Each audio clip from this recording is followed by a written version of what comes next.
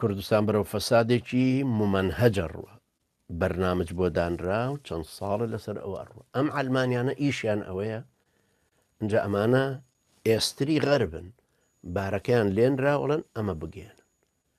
ئەم بۆگەنە هەرە ڕۆ بەسەر ئێسترەکەی و وڵاتی ئێمە فاسدەکە و ڕوا وردەوردە فاسد و مەفسد. ئەمە ئیشیان ئەمەیە، یعنی ئەوان وەزیفەی خۆیان ئەداکەن و بەخشیشی خۆیان و خەڵاتی خۆیان وەرەگرن لە ئیستیقبالکردنی وڵاتانی ئەوروپای. وەژێر زەمینیش پێیان ئەڵێن ئافرین پارەی تریشمان بنێ بۆی نسیحەتتانکەین چۆن فەسادی زیاتر بڵاوکەن. هەموو وڵاتانەوە کە عەلمانیەت حکومەکە ئاوا هەمەی سەلمانی ژوایە لە سعودی وا نەزانی هەر کوردستان.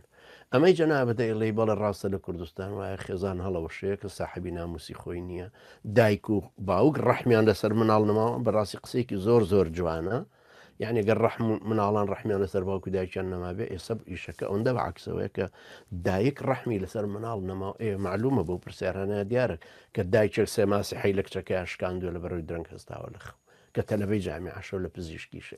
یعنی چاوەڕێ ڕەحمەتی چیتر بکەین لە کوێش لە هەولێرێکی بە ڕەحم و بە بەزەیی، لە هەولێرێکە خەڵکێکی دڵپاک و چاک پێش 50 ساڵ لەمەوە پێش هەموو دوت ئەولیایە، یەک کەسێک خراپەکار وە هەموو گەڕەکەکە ئەیان ناسی.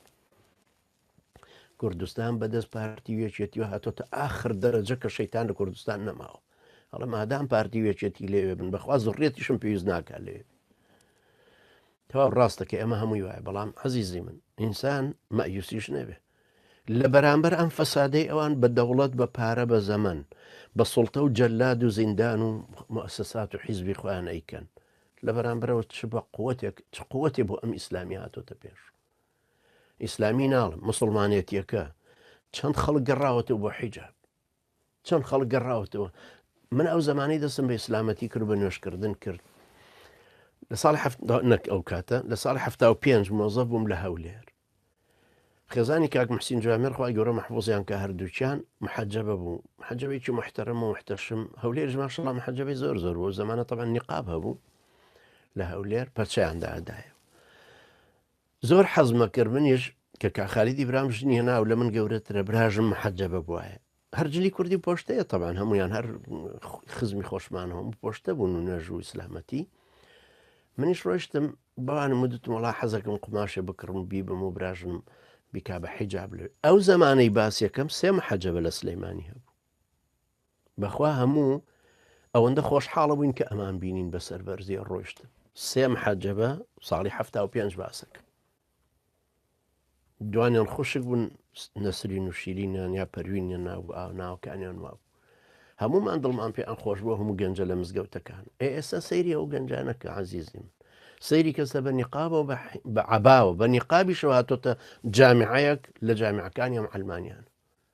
مەدخەلیە، جیهادیە، یەکگرتووە، کۆمەڵە، بزوتنەوەیە، سۆفیە، گولەنە، نەورەسیە، مسلمانی مستەقیلە، سۆفیەکە متەئسرە بە مەلایەک، خانەوادەیەکی عەشائیریە، دایکی سافرەی خۆی منەقەبێ.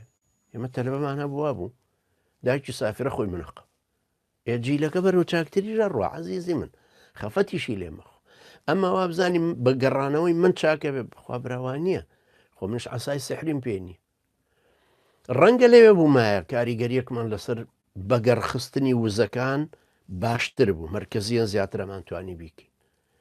ئەنجا بە فتوایەکی منیش نابێ، خۆ باشە من لێرە هەرم قسە ناکەم و بەردەوام هەر جارجارە بزانم بەردێک خەمە و گۆمی کوردایەتەوە بۆی بشڵقی زیاترەوەندەی تر ئیزەحاج ببن. لە دووریشە بەدەستێ بە ڕیشمانم بۆ دژە تیرۆرەکان چاوێکیان لێ هەڵتەکێنم بڵم بە شوێرایی چاوتە، بە شوێرای چاوی ئەوانش کە تەکنۆلۆجیەکەشە بن بەڕێوەخوا هیدایەتیان بدە کە نانش فەیسبووکەکان لە هەموو شێوەیەک لێداخستی هەرە ڕۆین. بەخوا یوتیوبەکەشمان لێدا بخەن ئەم جارە 1001 دەرس لەسەر سیدیە لەسەر میمۆریەک تەزجیلەکە منجا ئەم بڵاوەکەینەوە. لە سینیش بە هەرزان بۆمانەکەن تاجری کوردیش لەوێ هەیە، بەخوا زەکاتەکەی لێەوە داوە بە من. جایتر خەمم لە چییە؟ تەلەفۆنێکی بۆکەم بەخوا قەسەم ناشی ناسم پێڵە مەڵم کاکە جیان وەڵا بە بەریدا میمۆریەکە دوێنێرم 1001 دەرسی تایە ڕقی لە دژی ئەلف لەیلەوە لەیل 1001 دەرس ئەم جارە تۆمارەکەین لەسەر میمۆریەکی ئەوەندە بچووک و بڵاویەکەینەوە. بەخوا برایەکی بەڕێز 40 دانی بەس لە سلێمانی بڵاو کردەوە هەر بە پارەی خۆی.